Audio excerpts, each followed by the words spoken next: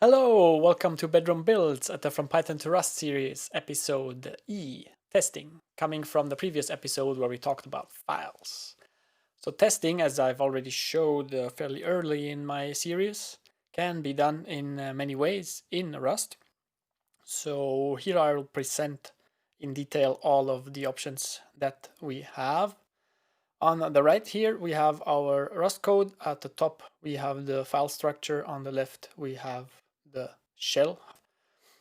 So within our documentation of the geometric computation library, we implemented the trait area for our square. And here in the documentation of how to compute the surface area, we actually use those three backticks to denote that we want to write some code that will be shown in the documentation.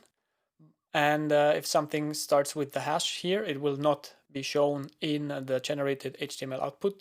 However, it is needed to compile those 3 lines of code because we need to import the area trait for this to work. Therefore, we can create our square with a side length, and then we can run a test. And that's the cool part. You have written documentation, and people will read it and use it to use your library. And this code is actually part of the tests. Meaning, when we run cargo test on the left, which I will do now, will show us at the bottom here, we see doc test for geo, and it says running one test because we only have written this one test for square area, line 66, and it works out. Now, the other way to do tests is shown further down in the code. So we hop over to our code again. And this will be here. In order to do a test, we have to denote a module that runs the test for us. To let the cargo know where this stuff is, we can run this attribute config test, and then it knows this module coming up. We smartly called it tests. Within our module tests, every function that is denoted by this attribute test will then be considered a test and also be named like that, meaning you can only run this very single test called circle area works if you don't want to run all the tests, for example. The test is very simple as well. We here use our circle, compare it to the area that it should have for this given radius. And on the left, where we run the test, you can see at the very top, the running 2 tests, circle area works is okay. And below, we have another test called square area. This is not denoted by a test, but by a quick check attribute, as you can see here. And the quick check is a custom crate that you can use if you want to.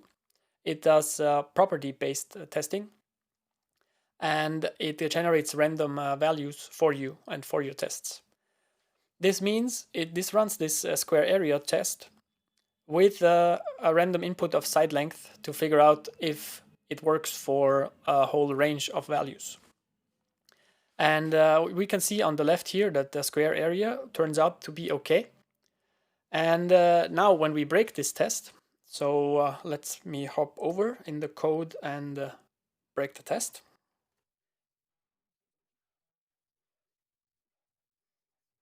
Our test is we compute the area, which is the square for a square of the side length, and compare it to our computation, which is a multiplication of 2 times the side length. Therefore, the test works out. Now, let's break this test in the first way possible. We divide in the code.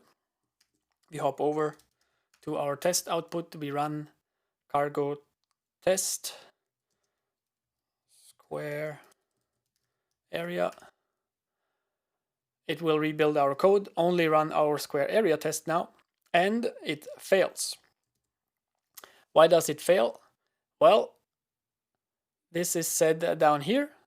test square area panicked at test fail, and the argument passed in by the quick check was a 0, a float 0. Makes a lot of sense. If we divide by 0, this will actually cause the application to panic and stop working, and therefore the test failed. Knowing now that in our case we didn't break the actual library code, but we broke the test. And another thing that is so cool with quick check, if you break it in another way that is more subtle, like using plus, for example, we will not run into an issue if we test with 0, 1, and 2, because the square of 2 is 4, and 2 plus 2 is 4. The same is, and the same equality happens also for 0 and 1. Therefore, we would actually, if we had only those 3 input values, assume that our test is correct and everything works fine.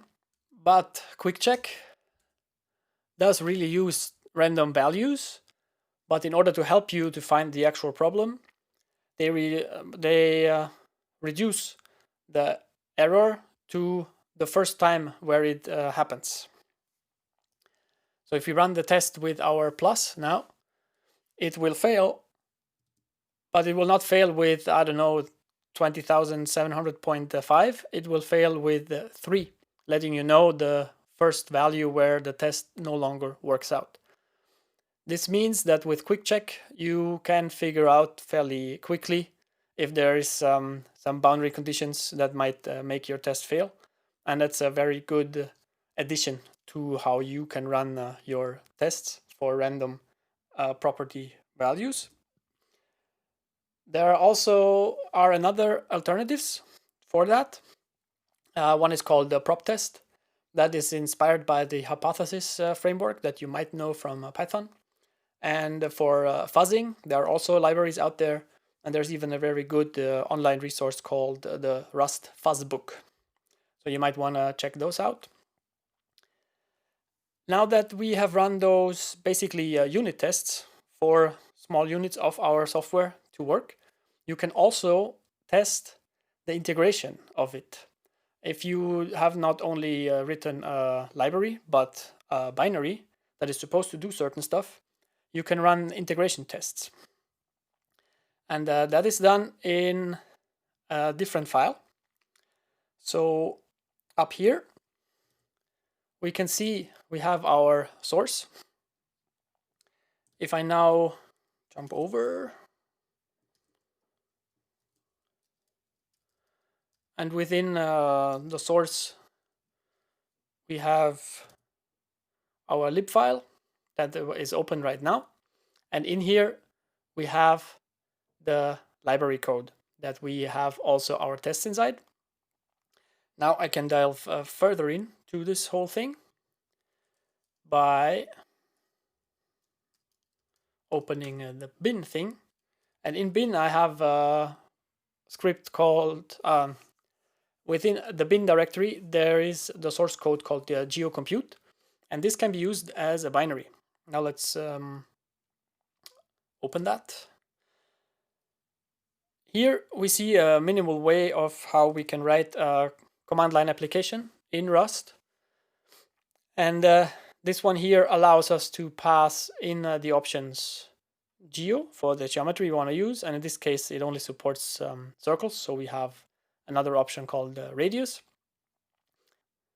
Here, this helper library called struct_opt would now build me the options that I've defined in this struct. And if I choose to compute a circle, and I have not provided a radius, the default value 5 will be provided, and it will output the computation. If I use a type that is not known, it will panic and write that this type is unknown. If we want to run this, this means I have to use cargo run bin. Then you can name your binary that you've written. So in our case, it's geocompute. And this will run it, and it will show us the help output. if you actually use the help argument, it's a little explanation. So I have here now run cargo, run then the bin argument, the name of my binary, which is geocompute. It automatically understands that everything within the source bin directories become something that it will be accepted as a binary. Then the 2 dashes tell cargo, here is where the arguments that I pass to cargo end, and everything coming up after that will actually be passed to geocompute. So this dash dash help is actually going to my geocompute, and you can see this here. Geocomputations, the version number, this runs computations, very informative. And you can see that also on the right. So this struct opt geocomputations name is what is shown up here with the version number, and the about is the text that comes below. And then I chose the usage automatically generated from the options that you want to have. Then it shows you the flags that exist. So by default, it provides the version flag. You don't have to actually write this yourself, and the help. And for the options, it will show you the short and long form if you want to have the short and long form, and which geometry to compute. This text is coming actually from your documentation. Since you are generating documentation with Rust, this will go into your documentation for the users, but also be used directly here, and you don't have to code this specially with the struct opt output. And now let's run this computation with circle and see what happens. So I can use the G and circle, and it does the computation. If I provide something else, it will have the panic. Now, in order to test that this expected behavior is really happening, you can write an integration test. So before, when you've seen my cargo test output, you can see that my test fails, which makes sense because we broke it on purpose.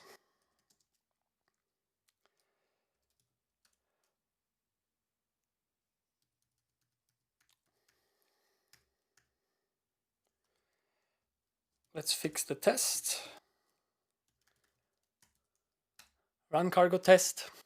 Looking at the output of cargo test, we can see that we've already worked on the actual test module tests, and at the very bottom the doc tests. But in here you can see that this is the integration tests. And here we have 2 tests, one of them called the run with circle defaults and one fail on non-existing geo. Now, where are they? Let's go back to our directory tree up top.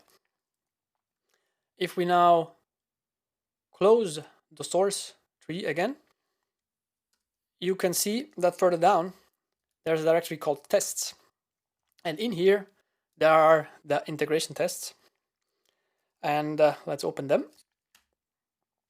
In those integration tests, I'm using the assert command and the predicates crate and the standard process command to call the binary. This command then understands to run the cargo binary, and the cargo underscore bin will then actually run cargo bin as we did it before, and with the geocompute. Then this is supposed to work out. If not, the test will panic with the binary should exist. Then I pass the arguments that I want to, so this would be a geometry circle.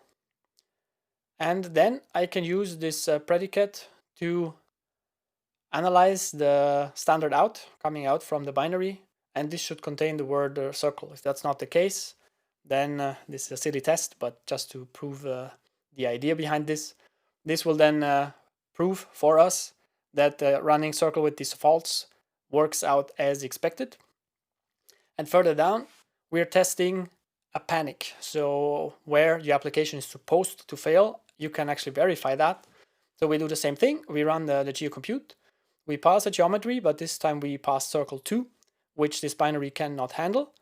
And we assert that this ends in a failure.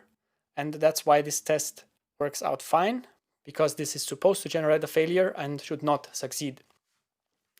This means you can write your doc tests, unit tests, property-based tests, and integration tests, and run all of them with the cargo tool, build your documentation around it. This is all coming to you fully integrated and easy to use with the Rust ecosystem. You can do all of this, of course, in Python, but there you have to learn different documentation tools, different testing tools, and you may not have the same ease of use there. Okay, one more thing that you can do is move your tests into a separate file. So as of now, we had the doc tests. Well, they have to stay in the documentation, but the testing module that we have in our lab, in our lib code, is now in the same source code file, which may not be what you want to use for your code structure because your library is already really big or your tests become really big and use up too many lines in your code. You can move that out to a separate file. That is fairly simple actually. All you have to do is move the stuff between the curly braces into another file. Now let's do that quickly. We save that file. We go back to our lib. Here we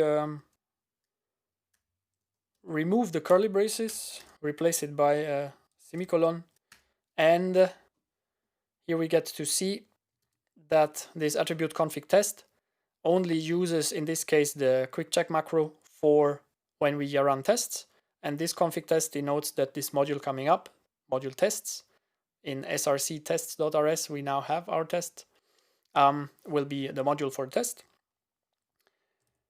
Let's double verify that we have written everything. We hop over and we rerun the test. And now the tests are in a separate source file. This makes your source code potentially a bit cleaner or easier to read. And that concludes testing in Rust. Thanks for watching. Coming up next on the From Python to Rust series is debugging.